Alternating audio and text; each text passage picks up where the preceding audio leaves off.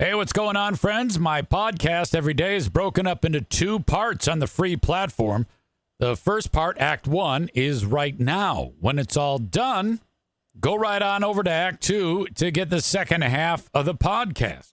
Thank you so much for checking out my show. Hello, friends. Welcome in. It's the Eric Zane Show podcast, a daily show where I discuss news, nonsense, and my personal adventures from right here in the world-famous Impact Power Sports Studio. Impact! Those great folks have been a key sponsor for quite some time now, and I'm very, very happy. Thank you so much. You can bang on their door when you want to get a Yamaha golf cart and or a side-by-side, UTV, four-wheeler, maybe a motorcycle, e-bike, go-kart. They've got it all at Impact Power Sports. You can find them in Rockford, Michigan. Look them up. Drop in. The popcorn is free. And if there's none made, just say, hey, EZ sent me. Can you please make some popcorn? They'll make you the popcorn, and away you go. Shop. They've got a large inventory on site, and if they don't have it there, they can get it for you. They've got a great service department, too, in case anything goes haywire, you want to upgrade, or maybe you've got an existing piece of equipment that you want service. They can do that for you at Impact Power Sports. There is some discussion in the chat already. Is anybody else not getting Twitch notifications when EZ goes live? That has been talked about from everyone for as long as I've been on Twitch. How come it doesn't let me know? Yeah, it should let you know. You know what would also be good is if I was unbelievably consistent. If you knew right at 10, I'd be starting. I think that would help if I could establish a degree of consistency on my start time. Today, I started right at 10. Other times, not so much. Ike Humminspurts, that still cracks me up, said, I got it. Just make sure y'all have your notifications on. David says he gets them most of the time. Alan says I always get them. The only time I don't is when you do part 2 on Monday. Yeah, I don't understand why the hell that would be. Stevie is here. She said, I just got my notification now. So, I mean, it's just silly. I don't know. But you're right. Punctuality would be key. God, I got one spot on my back that I can't reach that won't stop itching. Fuck. By the way, I've been doing an excellent job moisturizing. This is remarkably crucial for me. If I don't, I'll get an attack. And I've talked about this before. It's debilitating. When it happens, the skin gets so itchy that I'll actually have to stop what I'm doing and go get something like a fork and just mutilate myself. And then it takes like about an hour. The last time I did it, I had success filling the bathtub full of ice water and sitting in it. And then taking a couple Benadryl. My God. Sucks getting old. Moisturize during the winter, easy. Well, hell, all year long, frankly. I've got a story that I want to share with you that happened on Sunday. It is another Eric Zane described as easy reverse pants pissing catastrophe. Can you picture what would happen in a reverse pants pissing catastrophe? Now, I've done this at least 3 times now, maybe more. Most of the time it happens, I'm on a toilet seat going number 2, and it's one of those toilet seats that they design. It has like a spacer on it so that there's a lot of room between the underside of the spot of the toilet seat itself and the bowl, so that there's a gap of probably 2-3 inches. Now, when that happens, typically I don't have a problem if I'm on there seated and then my ding dong, it points towards the inside of the bowl and then you might pee. And then that's it. You don't even think about it. David says that's also known as an old man seat. Yeah. Well, like one of the times it happened, I was at iHeart, and they used to have a guy that worked there who they required to have that type of seat because because he had like a disability. And sure enough, my crank is what would be, if I was on a normal seat, would be pointing towards the water. It actually, the pee leaves the toilet. And then the pee then travels down the outside of the front of the bowl where my pants are touching, the back of my pants. And you don't realize there's a problem until you pull your pants up and it's wet on the back of your pants. That is why it's known as the easy reverse pants piss catastrophe. So then you've got this picture like all the wet, on your jeans. You can see that there's an issue there.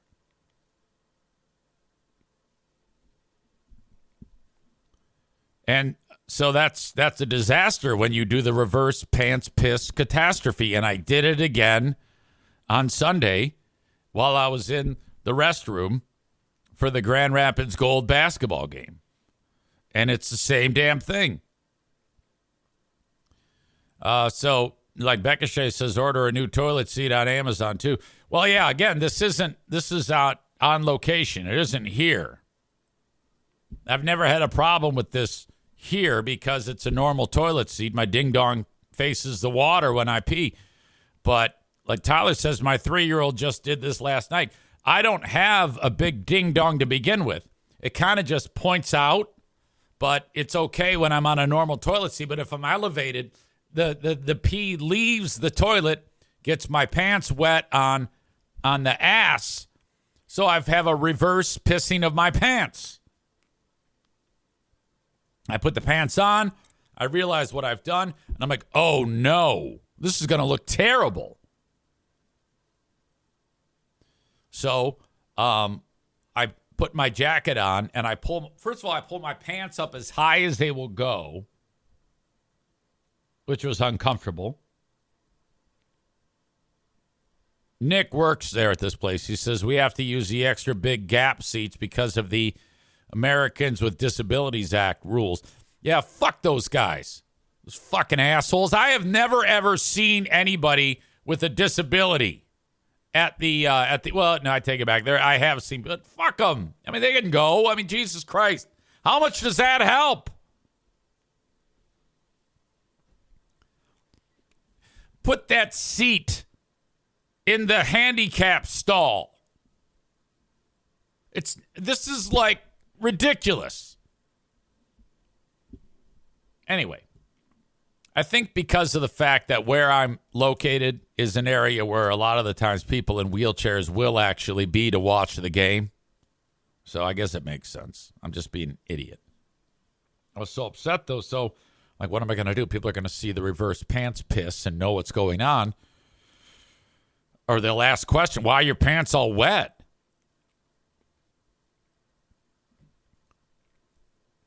Some good jokes rolling in. I'll get to those in a second. So I pull the pants as high as they can go, and I put my coat on.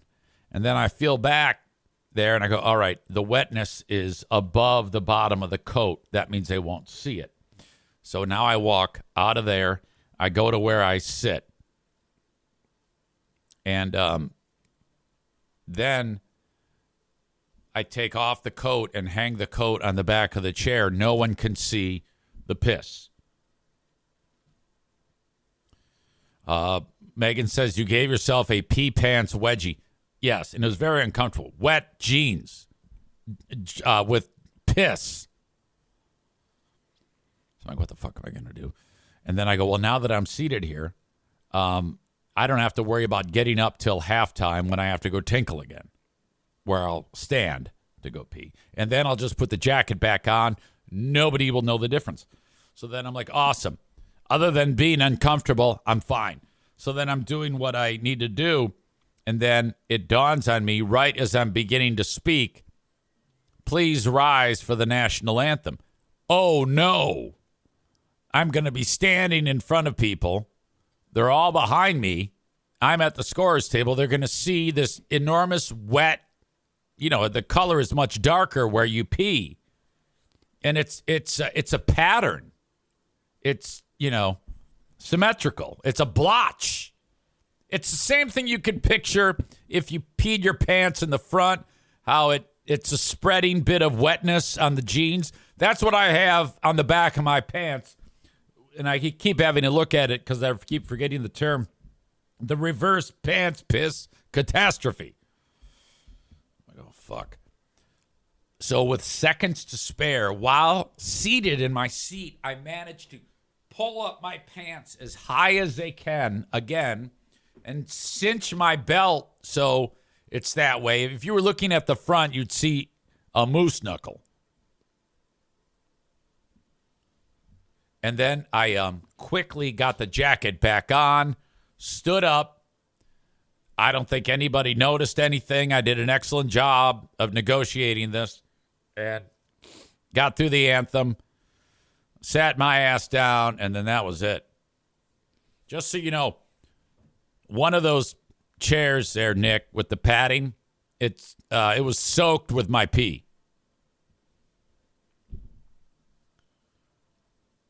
Oh, rough. And then, in fact, it was another one of those moments that I've talked about before when I'm like, at the time, there's no way I'm going to talk about it on this show. It's too embarrassing. At that moment, I'm horrified. It was the same thing with Gary from the Men's Warehouse, which went down in history as the best damn story in the history of this show, both on the radio and here. The Men's Warehouse incident. I forgot what episode it is. Nevertheless, as time passed, I go, they're going to love this story. Describing the reverse pants piss catastrophe, what will be the title of this podcast, that's how I've made my living, describing embarrassment that has happened to me. If there's an embarrassing moment like that, I'm going to tell you about it. Nick is here. He knows these toilet seats at work. He says, I have back pissed my pants at least 5 times at work. It's annoying. It pisses you right off. You did a reverse. And the problem was the reason why it happens because I was insulting someone on Facebook at that moment, and I was so into it and what I was typing that I didn't have it didn't dawn on me that I was peeing my pants as I was seated there. Serves me right. Tovis has done it. Becca Shea says, karma. I don't believe in that. Black Belt Nick says, got to remember to tuck that thing down in public. Yeah, well, in those seats for sure. Nick with a great idea. Only way out of this is to take a dive on the wet ice. Of course, this was a basketball game, so I couldn't do that. That's a good idea, though.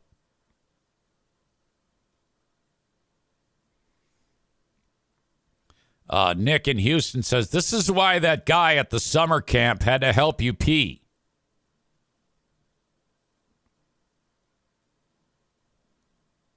Tyler says, except he was leaning back lounge style and it went over the seat fountain style. A lot of style there. Nick says, have you ever had a loose toilet seat shift and almost smash your dick? That's brutal. Yeah, there was a story I remember talking about on the radio of a guy at a business that happened to, except it actually did, and he smashed his dick tip, and he badly injured himself, and he won a massive lawsuit over that because the seat was not secure.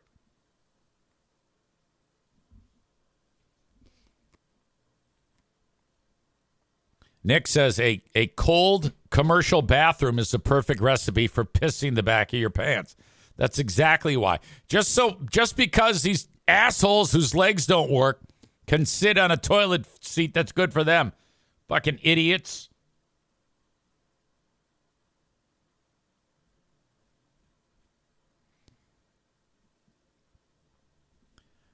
So add this to the list of incidents that have happened.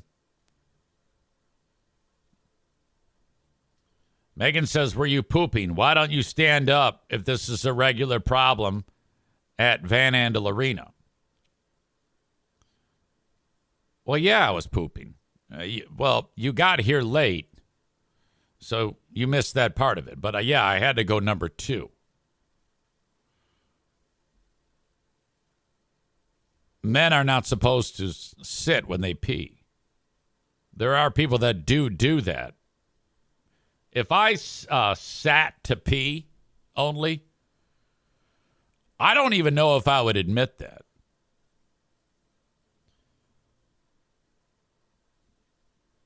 So you were debating whether or not, hey, I wonder if he was taking a poo too, or he actually sits to pee? Because that would be a much bigger issue if I sat to pee.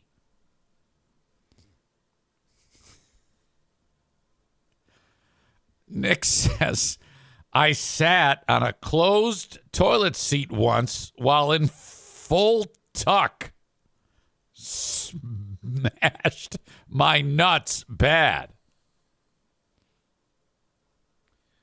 Cole says, free beer. Does free beer sit to pee? Is that a thing that, because that would not surprise me at all. Free beer is essentially a lady, a very feminine, a very ladylike lady. There are stereotypical men qualities, things that men do. He doesn't do any of those things. I believe the term is beta male. That is how he is, just because I knew him for decades. And from what I saw, I was always like, what the fuck? What are you doing? There was one moment when, it just seems so strange to me. He had this car, and the stick shift, he didn't like it because it would get hot. Well, it's not that he didn't like it. It would get hot if, like, it's a hot day. So you get in the car, and he had a pillow on top of the shifter to go from park to reverse neutral drive. And there was a pillow on it.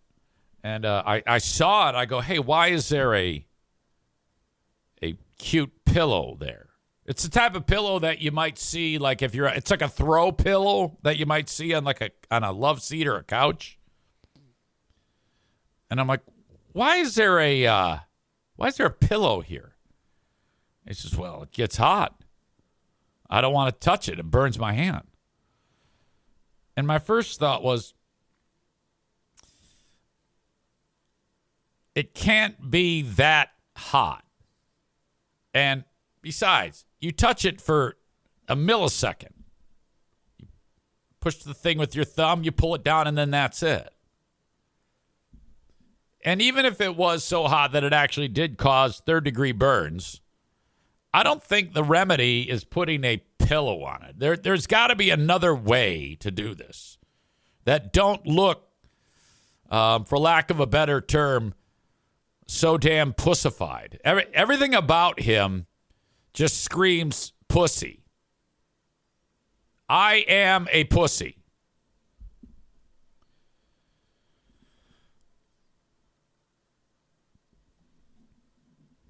Tophus says sitting on your nuts is the worst. Ike Hummin' Spurts says, I get sympathy pain thinking about the nut sitting.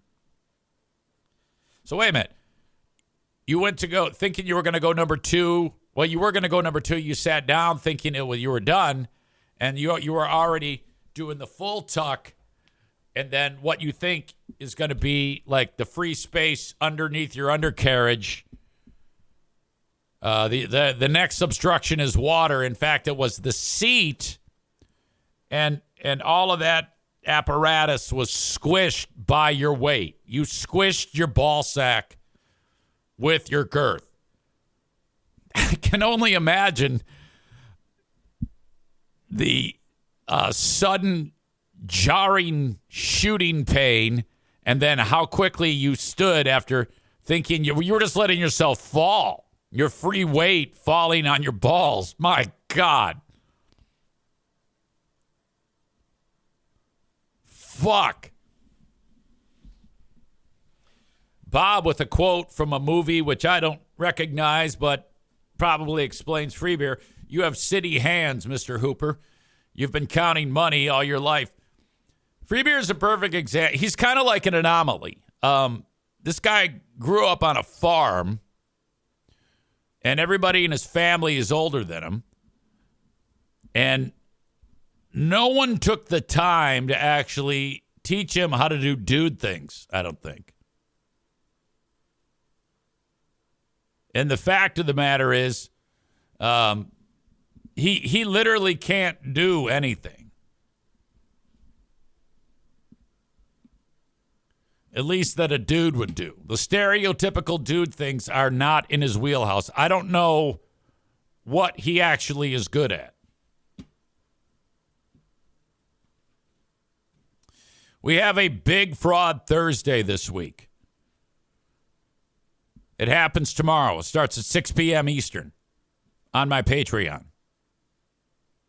The first show we do is Who Are These Free Beers? We'll kick that off. We'll do it for about an hour, and then we'll dive into the Ben and Eric Patreon podcast. You can check it all out for free at patreon.com/Eric Zane.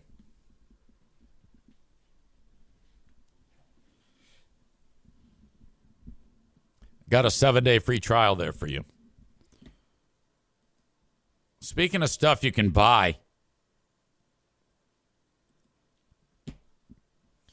so if you're shopping for the new T-shirt, thanks to Shoreliner Striping, by the way, for being part of the T-shirt sale. For the Ben and Eric Patreon podcast, Ben says it will debut the new EZ drop. Hey, I'm a kid toucher.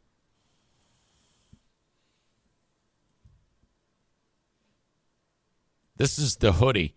Now, if you want to be able to see this, what you do is when you click on the link in the show notes,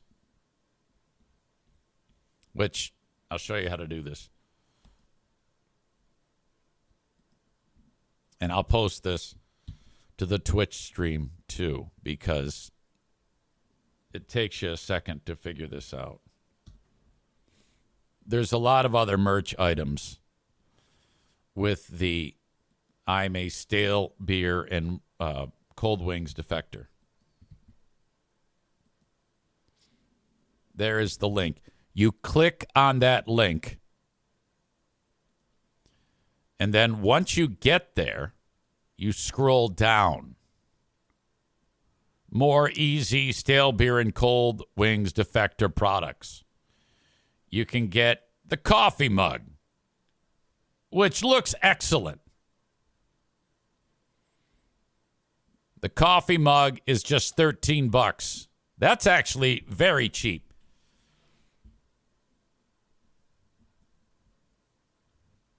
You can also get... Oh, shit. Fucking things up already. You can also get the hoodie. Look, they got socks.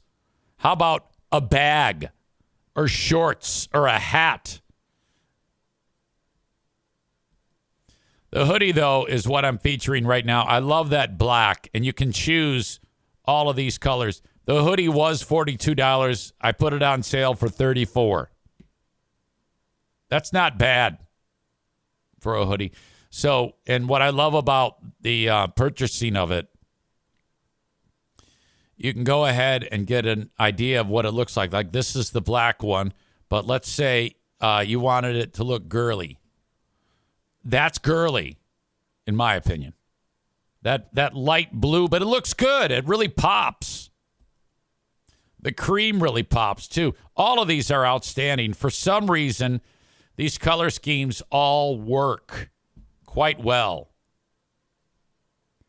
That's green. It still works. Oh, my God. Hey, this is Eric Zane, and your information is being sold online. You know, the personal stuff. Search your own name. It's surprising what's out there. That's because people are taking your information and they're selling it. I've got a way to make all of your personal information disappear. You are not for sale. Whether you agreed to it or not, that information is available for people to buy and sell.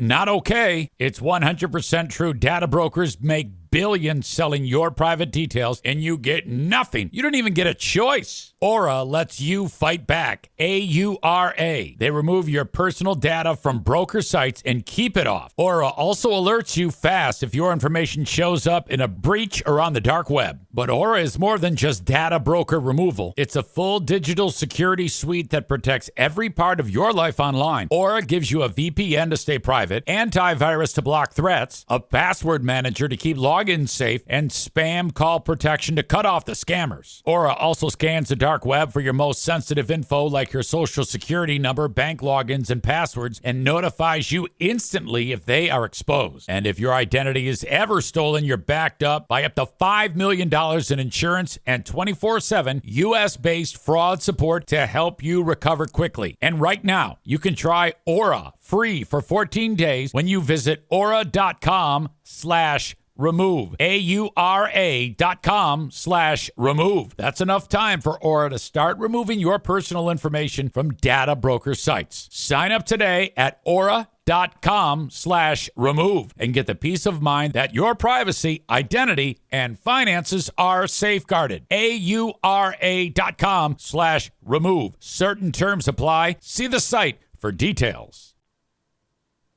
This one is navy. This one is called Heather. I like that too. And this one is charcoal heather.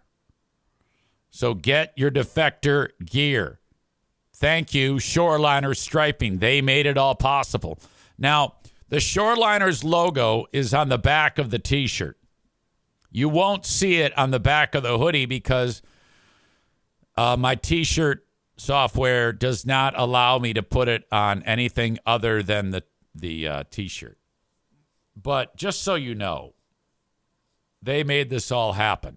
Remember, if you need a athletic field or a parking lot or the floor of your workplace interior striped, think about Shoreliner's Striping. It might not even be you. It might be someone you know or love needs that type of service. Keep Shoreliner's Striping in mind.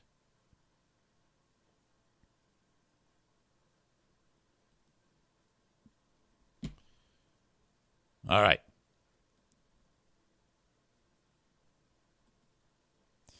Let's start with Trump. He visited Detroit, and he was walking around the Ford plant in Dearborn. And some guy called him a pedophile protector. Now, I don't know about you, but if somebody called me a pedophile protector, I'm going to get pissed off and I'm going to tell them to go fuck themselves. I have no idea if Trump is a pedophile protector. It sure looks like he's a pedophile protector. But I can't say for sure. I don't know that. I know that there are lots of pictures with Trump and a pedophile. But whether or not he's a pedophile protector, I don't know. I know there are pictures with Bill Clinton and young girls that were trafficked by Epstein, the pedophile. I know that, this is a fact, Virginia Giuffre, who was the number one whistleblower, God rest her soul, on Epstein, she said, never did I see or think that anything was weird with Trump. He always was a gentleman, and there was never any indication that he was into chicks like her who were trafficked. You forget. You might be like, well, then why was Trump at Epstein's Island? You forget, I mean, he was a businessman. I can't say for sure that Bill Clinton had sex with kids. I can't even say, well, you know, I think I can say that Prince Andrew did, in fact, have sex with underage women.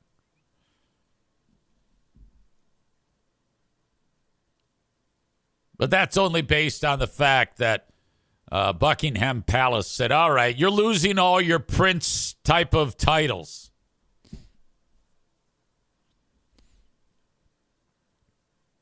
Anyway, some guy who works on the line building Ford F-150s yells at Trump, hey, you're a pedophile protector. And Trump pointed at him and said, you're fired, gave him the finger, and told him to go fuck himself. Now,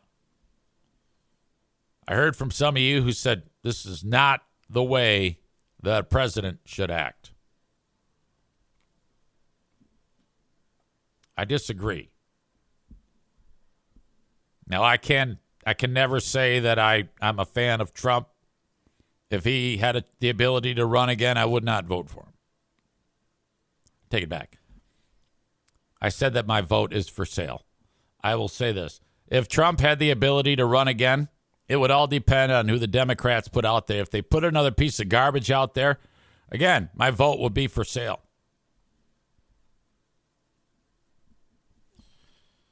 And like Maureen here, she says, shouldn't the president of the United States be a little more dignified than to give the finger and say fuck off in public? Well, some would argue. However, I think that if you got 100 Americans in a room and asked them, do you like this or do you not like this? More than 50 of them would say that they like it. They like that type of response. That's why they like him. I would say this. If Trump ignored him or waved, people would be pissed. His main constituency wants him to say, go fuck yourself. Now, I don't know if you're the guy who works there and you yell up to the president of the United States, Ford invites you in. And by the way, there was a picture of Bill Ford Jr., which is William Clay Ford's son, walking with Trump. And Ford loves Trump. Bill Ford. Okay? He loves Trump. You know why? Because Trump is making it, first of all, is deregulating how these cars are made, so that all of the eco restrictions that have been placed on vehicles that make them harder to build, more costly to build, yada, yada, those are going away or have gone away.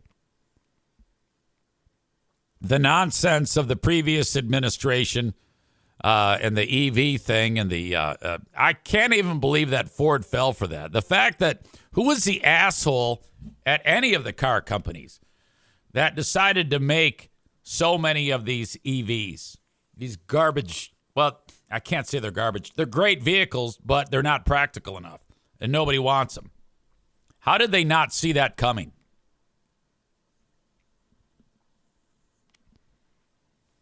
Out of all the things to make an EV, a working truck is not one of them. And it wasn't any good. It's a huge liability for them. So Bill Ford Jr. loves Trump. Stand by.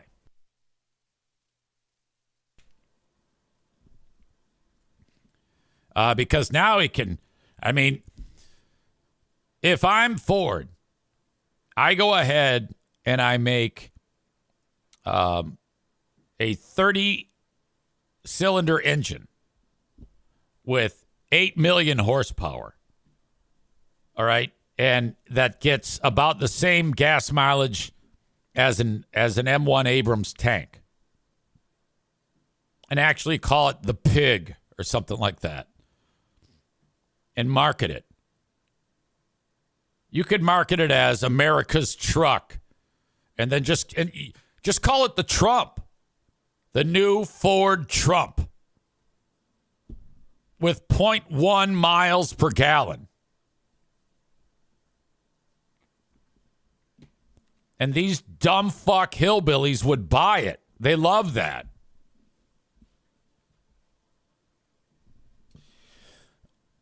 Don O says to the guy who told Trump that he's a pedophile protector. Don O says, behave like a dickhead, get treated like a dickhead. I would have told him to fuck off too. And Tyler says, I kind of like it. LOL. Yeah, I'm not going to lie. If somebody called me a pedophile protector, yeah, I would do that, especially if I was the president of the United States. I would still do that. I said, go fuck yourself. Yeah, that's it. It's okay to do that now. Now, Maureen, she's like 88 years old.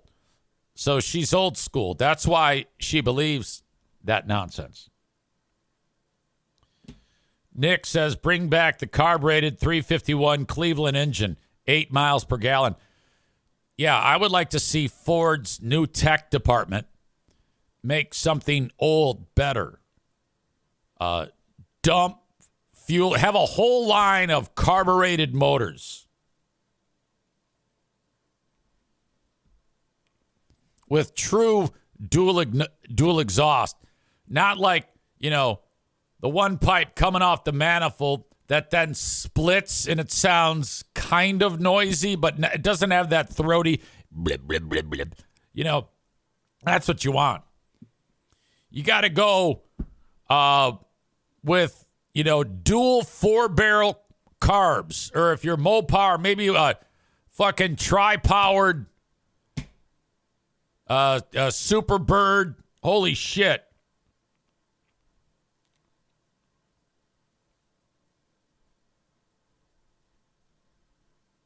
And then Nick says no overrated catalytic converters. Have Trump, if Trump was smart, he would start having the refineries make leaded gas.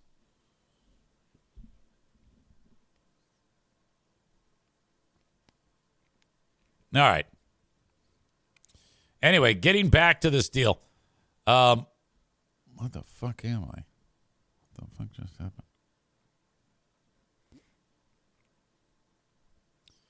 This Trump footage, Jesse's.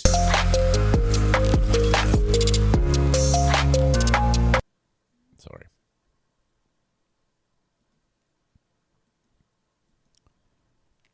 This is Trump walking around the Dearborn Ford plant. You'll barely be able to tell that someone calls him a pedophile protector, but I think they have a closed caption on it. There it is, pedophile protector. And there he is. You're fired, he says. You're fired again. And gives him the finger. Now, like I said, if you're that guy working there, you got to understand your boss, Bill Ford Jr., they're tight, okay? And he He has all of the support, so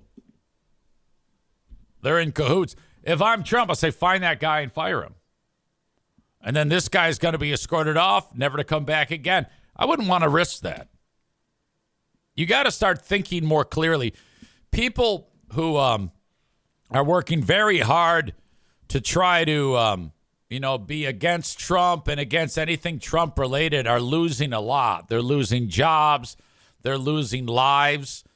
Like that lady, that Renee Good, she got shot in the face because she's so anti-ICE, anti-Trump. And my advice to people who are anti-ICE and anti-Trump is stop. Stop fighting. Stop trying to fix what you think needs to be fixed. It's not fixable at this point. You got to just let it run its course. There's nothing you can do, and it's not worth losing your job or your life over, in my opinion.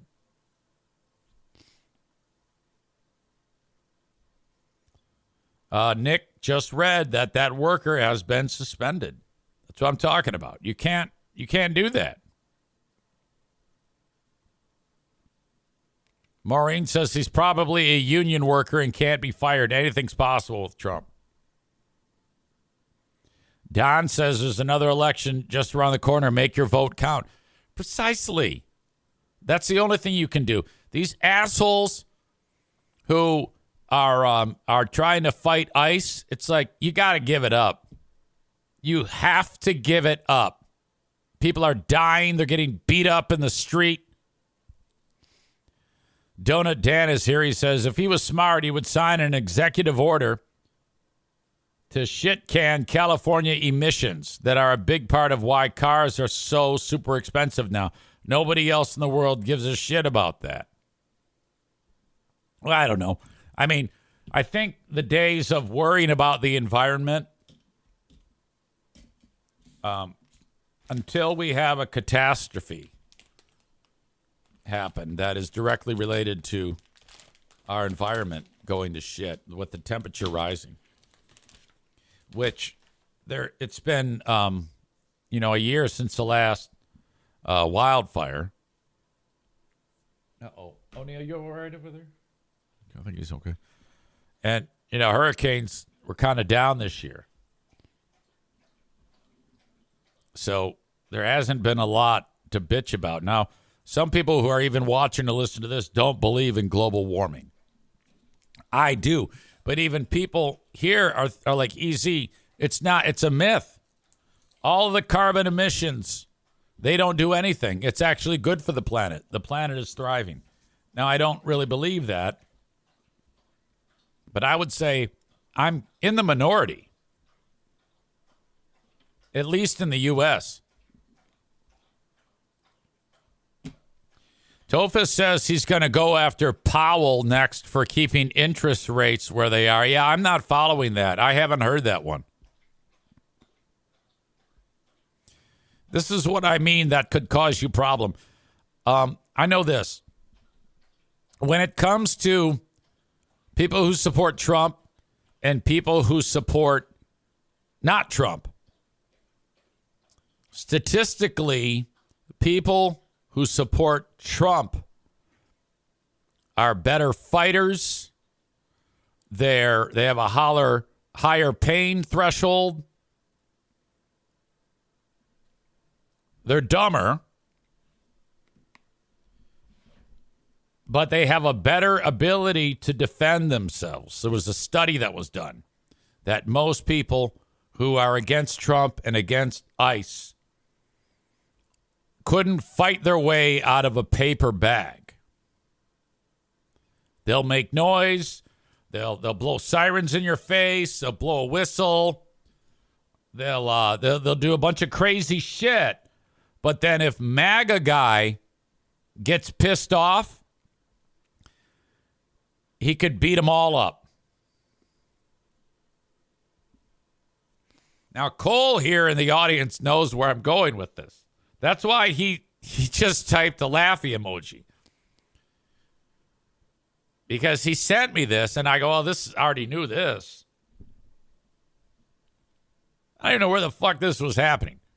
But you had a hodgepodge of idiots. You had a large group of anti-ICE morons doing what they do, and that is wave flags, and they blast the horns, and they make noise. And some dickhead MAGA guy is like amongst them. And he's got his Trump flag or his U.S. flag or whatever, and he's waving it. And then all these anti-ICE people are surrounding him, and they're like getting in his face. And the one dude in particular is getting way close with the siren. So finally, MAGA guy, he's had enough. And he beats them all, like to within an inch of their life. This is what I mean. If you are going to make a spectacle of yourself and do this shit, and you piss off the wrong guy, it's going to take 40 or 50 anti-ICE pussies to beat up one MAGA loser.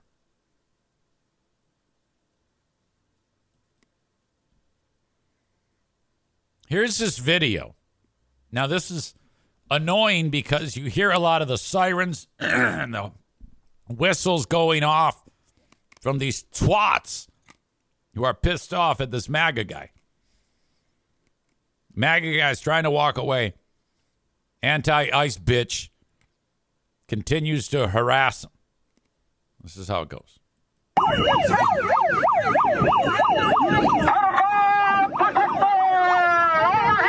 I'm going to watch it once, and then we'll break it down after.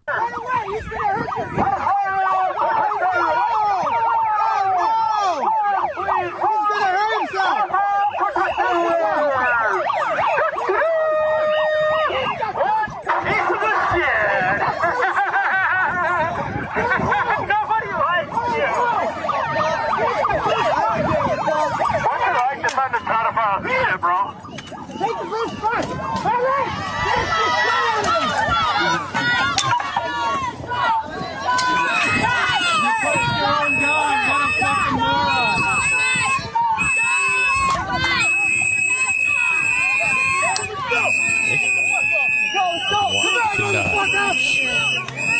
Get this link in the show notes of the audio podcast if you're not able to watch it. You don't have a benefit. Oh. Hey, guys. Okay. All right. I counted 6 people got the shit knocked out of them by this hillbilly.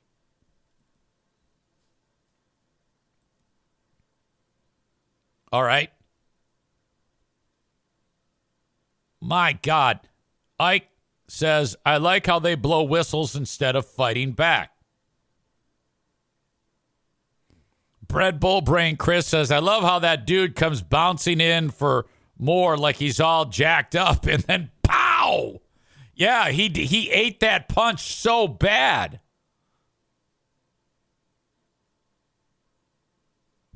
Donut Dan says, it's awesome. It's like Mike Tyson back in the day. That was like Superman in a room full of kindergartners. Tyler says, quote, we'll get him with our pussy whistles.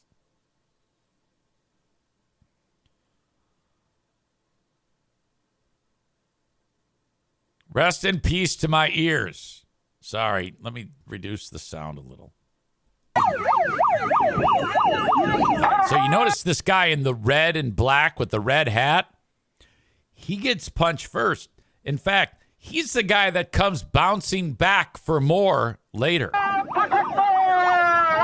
he's like leading the harassment. This guy's trying to ignore them. All right? He's had enough. He's like, all right, this is just too much. This guy's like, no, I gotta go. Leave me alone. Goodbye. This dude keeps following him.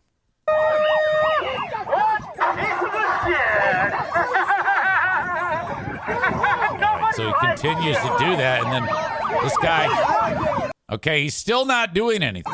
But now he pushes the guy's hand away. And now this guy, right there, the wire's crossed right there. See this left hand? He's going to throw that. Yeah, bro. Whammo! Okay, so that hits this dude. He caught him with that. This dude ate that punch. So while he's regrouping, this guy decides he's going to go kick some more ass. Drops the flag. Boom. Number 2 is out. And then, whoa, number 3 is out. He's thrown 3 punches that have caught flush face. So already before he's left the street, he's knocked 3 dudes the fuck out. Now he's kind of like reassessing. Okay, dude 4 comes in. He's going to throw that. He's got a big left. Okay, he's going to throw a big left. Whammo! And then he follows up with a right cross. Throws the stiff jab. This guy's had enough. That's 4. Now here comes dude. This is the first dude. This is what Chris was talking about. Comes bouncing in. All right, I'm ready. He's taking off his gloves, takes off his hat, throws aside his purple umbrella. This guy, by the way, this is number 4, becomes number 5. So he knocked 4 out once, and 4 came back, and he knocked, that means 5. He sees this guy squaring up. Now, this guy who's all jacked up, his hands are down, he's not doing anything to defend himself. The way this guy eats this left and how his body stiffens up, he's immediately concussed and unconscious. Right? Kapow! Oh, my God! Woo! And then one more. Hey, boom! guys. Now, that's a dude who got knocked out twice before. Now it's happened again. That's 7. Guys. So 6 people, but 7 knockouts by one motherfucker. That is better than a Floyd Mayweather punch landing percentage. That is something else. Wowzers. Nick says any guy that uses an umbrella is probably not good at fighting. Bob says bullhorn to the ear could be considered assault. Tophus says they were all easy targets, too. They just stood there while he pulls back and fatalities them all. Jesus Christ. Donut Dan is here. He says flag guy tried to back off and invading his space with the horn in his ear is assault. Of course, Dan was a cop for decades. Is assault, and continuing to follow him and invade his personal space would justify his actions. He keeps trying to leave, and they keep coming like the thugs in a John Wick movie. Okay. Ladies and gentlemen, I've been looking forward to this moment describing that fight to you since I saw the video. When the video rolled in last night from Cole in Colorado Springs. Wow. Again, I stand by this. If you hate ICE, this is what you need to do today to show your displeasure with ICE. Work harder to clean your house. Stay indoors. Work harder at your job. All right, that is Act 1 of the podcast. Act 2 is available right after this one. Go check it out. What are you doing? Don't miss a second of it. Thank you so much.